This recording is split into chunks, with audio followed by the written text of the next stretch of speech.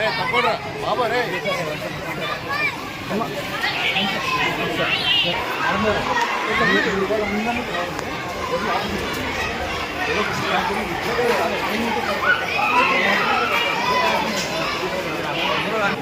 NDA తరఫున రాజశేఖర్ గారు Telugu Desam party గతంలో 7 నెలల క్రితం మీ అందరూ మద్దతు ప్రభుత్వ అధికారులు మరొకసారి మద్దతు అనేక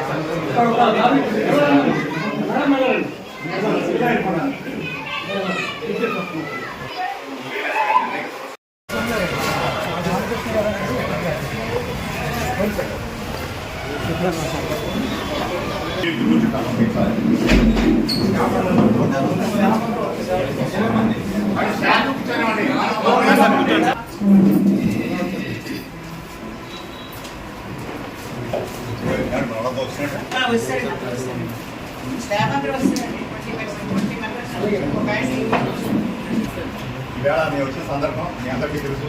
27వ తారీఖున ఉభయ గోదావరి జిల్లా పట్టభద్రుల ఎమ్మెల్సీ ఎలక్షన్ ఉంది. ఇందులో విద్యులైన మేము అందరినీ కూడా ఎన్డీఏ తరఫున ఉమ్మడి అభ్యర్థిగా పోటీ చేసిన తెలుగుదేశం పార్టీ తరఫున పోటీ చేసిన బేరామత్తల రాజశేఖర్ గారిని వారి సీరియల్ నెంబర్ 1 అంటే ఎదురుగుండా ఉంటుంది. ఇదంతా కూడా సీరియస్ అవసరం లేదు. ప్రతిపక్ష ఓటింగ్ కాబట్టి ఫస్ట్ మనకి మాట్లాడాలని మీ అందరికీ నేను చెప్పే విజ్ఞప్తి చూస్తే ఈ ప్రభుత్వం మీ అందరి సహకారంతో ఏర్పడింది. ఈ ప్రభుత్వం ఏర్పడిన యొక్క నేపథ్యం మీ అందరికీ తెలుసు. 5 ఏళ్ల రాక్షస పాలన నుంచి బయటపడి ఆంధ్రప్రదేశ్ ప్రజాస్వామ్య ఊపిరి పీల్చుకుని తిరిగి నిలబడింది. ఈ 5 ఏళ్ల విధ్వంసం నుంచి ఇప్పుడే కోరుకుంటూ అభివృద్ధి వరకు అడుగు వేయడానికి ఈ ప్రభుత్వం ప్రయత్నం చేస్తుంది. ఇటువంటి నేపథ్యంలో వచ్చిన ఎలక్షన్లో మీరంతా కూడా ప్రభుత్వానికి బాసటగా నిలబడాలని అడగడానికి వచ్చారు. దీనికి కారణం ఏంటంటే నిజంగా కూడా ఉపాధ్యాయుల తరఫున అనేక డిమాండ్లు ఉన్నాయి. ఈ టీఆర్సీ చేయాలన్నొకటి, ఈఏలు ఏరియాస్ రిలీజ్ చేయాలన్నొకటి, ఇవన్నీ కూడా అన్ని సహాయకరమైనటువంటి డిమాండ్స్ని నెరవేర్చాల్సిన ప్రభుత్వం ఏ ప్రజా ప్రభుత్వానికి ఉంది.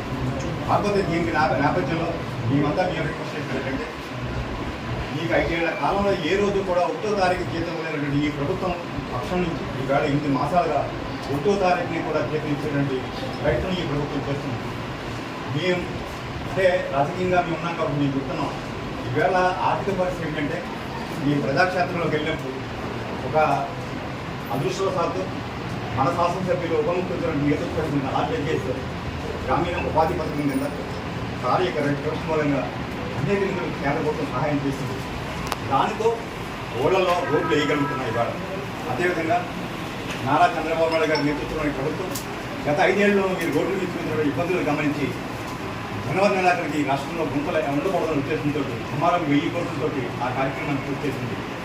అదేవిధంగా బీటీ రోడ్లు కూడా వేయడానికి ప్రయత్నం చేస్తున్నాం. అంటే ఆ నిధులను బట్టి నిజంగా కూడా వేరే గ్రాంట్లకు ఏమైనా కూడా ఒక ₹1,00,000 కానీ ఒక 10 లక్షలు కానీ అడిగితే కూడా ఇవ్వలేని పరిస్థితిలో ప్రభుత్వం ఉంది. మీరందరికీ విషయాలు తెలుసు. ఇటువంటి నేపథ్యంలో మీకున్న డిమాండ్ అన్నీ కూడా ఇవన్నీ కూడా చేయడం జరిగింది. ముఖ్యంగా డిఎస్సి గురించి కూడా మన డిమాండ్ ఉంది.